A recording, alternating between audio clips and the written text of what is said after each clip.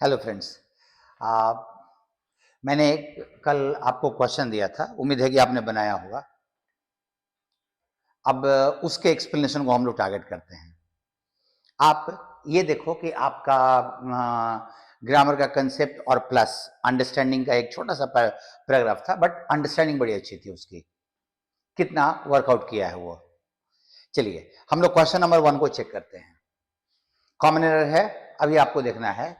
Before the carpenter came, she covered the floor with polythene sheeting to protect the carpet. अभी इसका answer आपका सी है, but आप में से बहुत सारे लोगों को यह लगा होगा कि answer before the doctor came the patient had died. आप जरा सोचना, मैं आपको एग्जांपल देता हूं।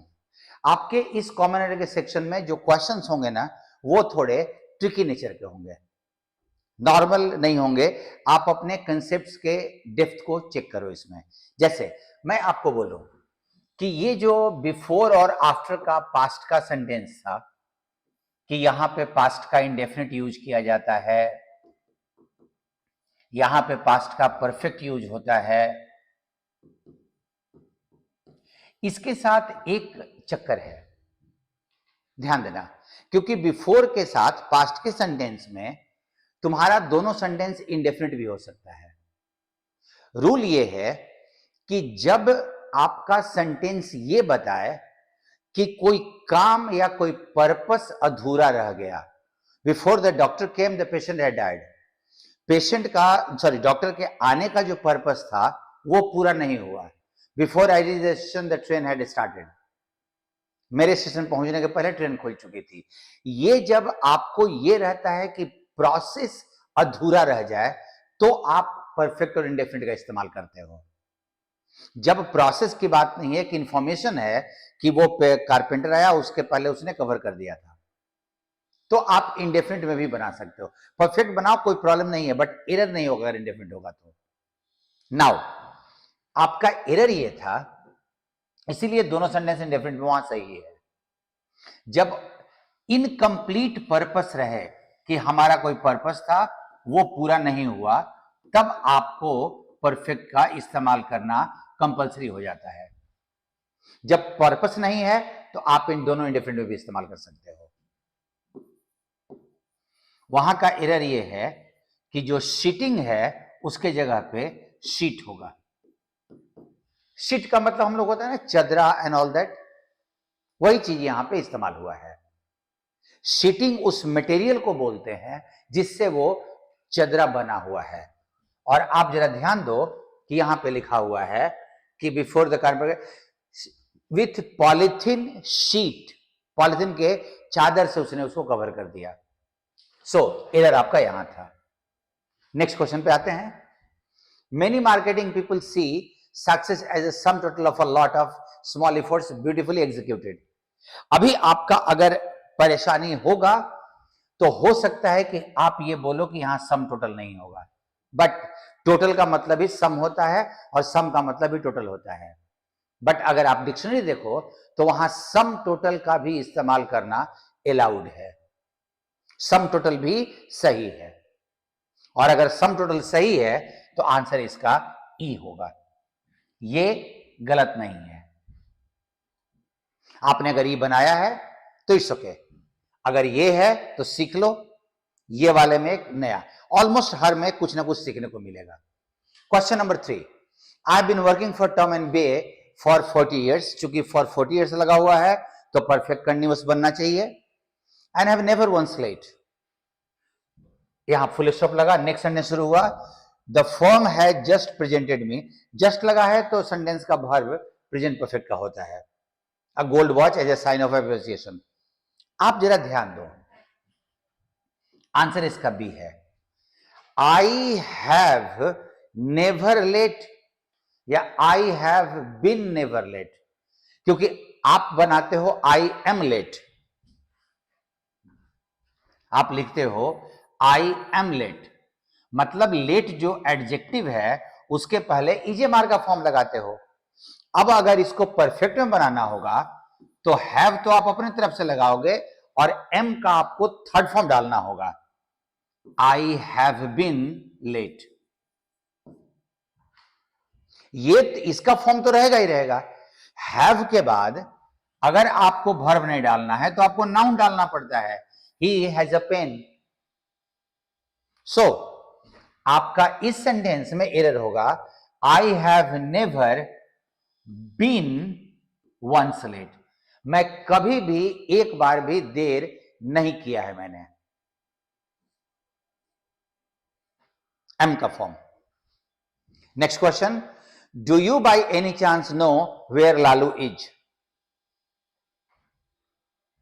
आई would like to find out. ध्यान देना, क्या तुमको पता है कि ये लालू कहां है? आई वुड लाइक पास्ट नहीं बताता, वो आपका प्रेफरेंस बताता है, इसीलिए सेंटेंस में पास्ट का थॉट मत आने दीजिएगा। वुड अकेला रहता तो हम लोग सोचते हैं, बट वुड लाइक प्रेजेंट का, प्रेजेंट में आपका प्रेफरेंस बताता है।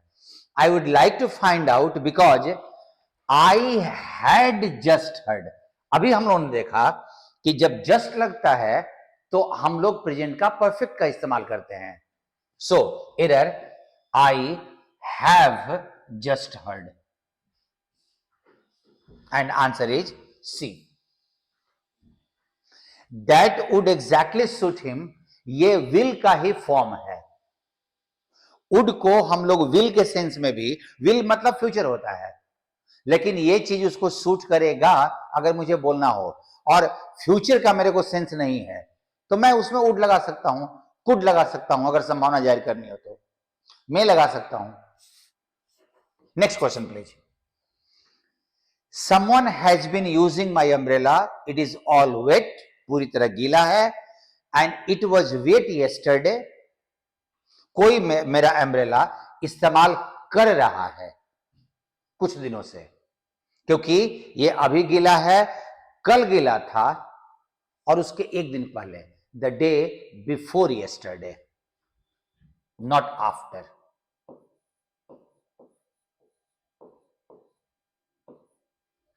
The day after yesterday means today. The day before yesterday means परसों का, बीता हुआ। ये दिखना चाहिए। आंसर इज 5 का D.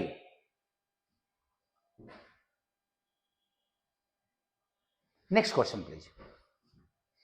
For years I do my washing by hand. अब अगर आपका फॉर ईयर्स लगा है तो ये तो ड्यूरेशन हो गया, फॉर प्लस टाइम,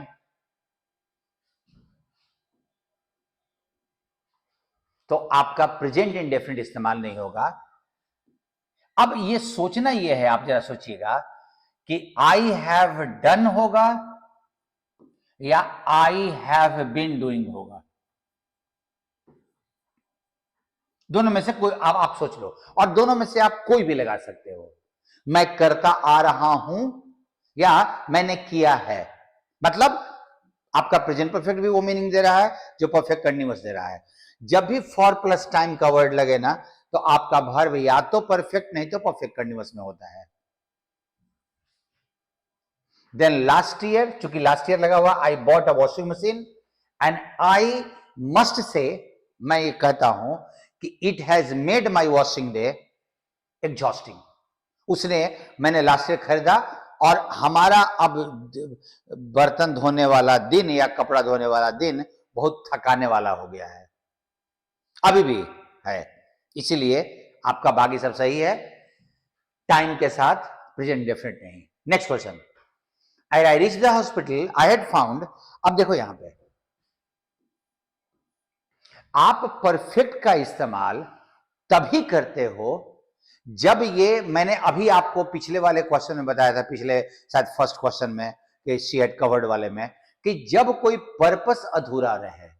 क्योंकि रूल ये है कि अगर आप किसी को पास्ट का इंफॉर्मेशन देना चाहते हो, पास्ट की चीजों का अगर आप इंफॉर्मेशन दे रहे हो तो वर्ब का फॉर्म पास्ट के इंडेफिनिट से बनेगा। कल का कोई इंफॉर्मेशन देना है तो आपका वर्ब का फॉर्म पास्ट इंडेफिनिट होगा, इसीलिए यहां से हैड हटेगा। आंसर इज बी, यहां पे ए। ठीक है, जैसे, क्योंकि क्या बता रहा है, as I reach the hospital, जब मैं हॉस्पिटल पहुंचा, on that very moment I found. ये एक नॉर्मल इंफॉर्मेशन है, इसमें पहले और बाद में काम खत्म करने की बात नहीं हो रही है। Next question, one should study the history of his country because it alone can satisfy one's natural curiosity to know what happened in the past. ध्यान दीजिएगा, आपका सब्जेक्ट वन लिया है, यहां भी उसने वन से इस्तेमाल किया है, तो बीच में हिज कैसे? आखिर यहां भी तो वन का ही फॉर्म डालो, ही का फॉर्म हिज होगा। ही और वन में अंतर यह है कि ही किसी पर्टिकुलर आदमी के लिए इस्तेमाल किया जाता है, जबकि वन एनीबॉडी के लिए इस्तेमाल किया जाता है। इम्पर्सनल प्रोनाउन है यह, ठीक है। It is interesting to note that the greatest lines in poetry are simple. जो बहुत अच्छी कविताएं हैं पोएट्री में, वो बहुत सिंपल होती हैं। एंड येट, और तब भी, there is with them some quality, there is in them some quality, उनमें there is some quality in them, in the lines, not with the lines. So आपका answer C। In order to make human life happy, man should live as far as possible in perfect harmony with nature. एक चीज आप ये ध्यान दो कि यहां पे एरर, नो एरर है। एक हमारी टेंडेंसी होती है, अब आप मेरे को बता सकते हो अगर आपको कमेंट करने का मन करे कि जहां जहां नो एरर था वहां आपने एरर दिया है या एरर कहीं चुन लिया है या आपने नो एरर दिया है। अगर एरर चुन रहे हो तो कुछ ऐसा एक्सप्लेनेशन आपके मन में आया होगा जिसका कोई सर पैर नहीं होता, जो किसी रूल पे बेस्ड नहीं है, बस आपको ठीक लगा, आपको लगा कि यहां पे कुछ गड़बड़ी है। कॉमन एरर के क्वेश्चन में यही एक प्रॉब्लम है कि एरर नहीं भी रहता तो हमको दिखने लगता है, क्योंकि हम ये मानते हैं कि नो एरर टाइप का कोई चीज नहीं होता, हमें कोई ना कोई एरर चुन के निकालना ही है। आप बताइएगा ऐसा होता है क्या? अब हम लोग अपने उस कंप्रीहेंशन को देखते हैं जो मैंने, कंप्रीहेंशन बहुत छोटा था, और आप ध्यान दो कि आपकी अंडरस्टैंडिंग कैसे काम की है, क्योंकि इसका आंसर नन ऑफ दीज है, नन ऑफ दीज है। मैं आपको थोड़ा समझाऊं, आप जरा ध्यान दीजिए। आपका क्या लिखा हुआ है? The writeups that we deal with a moral issue. Writeups का मतलब वो रचनाएं जिनको जो मोरल इशू से जुड़ी होती हैं, वो ज्यादा इंपॉर्टेंट है लिटरेचर में। क्यों? आप जरा ध्यान दो। दोज वर्क्स, यहां भी वही राइटअप्स है, that deal with moral issue of particular importance in literature, और उसके आगे में एक्सप्लेन किया है, they are written with a specific purpose in mind. इनको एक खास उद्देश्य रख के दिमाग में लिखा जाता है। अब जरा देखो तो कि ऑप्शन नंबर 2 सेम चीज है। दूसरा, a literary work with a moral issue, वही कोई जो मोरल इशू से डील करता है, विल लिव ऑन, वो कंटिन्यू रहेगा, to be interpreted by different generations, उसको आने वाली पीढ़ियां उसको इंटरप्रेट करेंगी बार बार। एंड आपका ये option, they are open, open means खुला हुआ नहीं, they have the possibility for rethinking by coming generation. यही statement, reinterpreted by different generation, ये स्टेटमेंट दिया हुआ है। And these works involve the reader, वो रीडर को, पढ़ने वाले को इन्वॉल्व कर लेती हैं। फॉर द फॉर्म्स, फॉर यहां पे बिकॉज का मीनिंग दे रहा है। ये राइटअप्स अपने रीडर को इन्वॉल्व कर लेती हैं because he forms his own judgement towards the issue, क्योंकि वो इन मुद्दों पे अपना निर्णय भी तैयार करता है। और आप थर्ड नंबर देखो, they help the reader in forming और consolidating his values and approaches, मतलब अपने वैल्यूज, अपने अप्रोच को वो फॉर्म करने में रीडर को हेल्प करती हैं। और यही स्टेटमेंट तुम्हारा यहां दिया हुआ है। मतलब इस ऑप्शन का सही आंसर होता ऑल, और ऑल कहीं नहीं है, इसीलिए आंसर हमको लेना पड़ेगा नन ऑफ दीज। 1, 2 एंड 3 तीनों सही हैं। अगला क्वेश्चन देखिए, the first sentence of the paragraph imply, simple से पूछ रहा है कि फर्स्ट सेंटेंस पैराग्राफ का क्या अर्थ दे रहा है। और जरा ध्यान दो, सेंटेंस, फर्स्ट सेंटेंस का क्या अर्थ है। फर्स्ट सेंटेंस का अर्थ है लिटरेचर इज ए मीडियम। उसने पैसेज का नहीं पूछा है, उसने कंप्रीहेंशन के फर्स्ट सेंटेंस का अर्थ पूछा है कि उसके फर्स्ट सेंटेंस का मीनिंग क्या होगा। और फर्स्ट सेंटेंस का मीनिंग ये है कि लिटरेचर वो माध्यम है through which a person can convey his ideas, जिससे व्यक्ति अपने विचारों को कन्वे करता है, व्यक्त करता है, टुवर्ड्स किसी चीज के प्रति अपने विचारों को व्यक्त करता है या प्रोटेस्ट करता है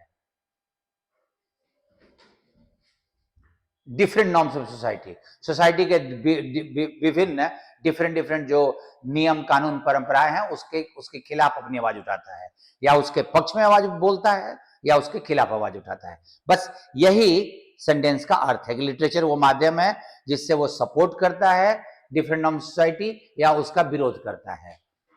और अगर आप ध्यान से देखो तो आपका कोई ऑप्शन यहां पे वो मीनिंग नहीं दे रहा है, इसीलिए answer is none of these.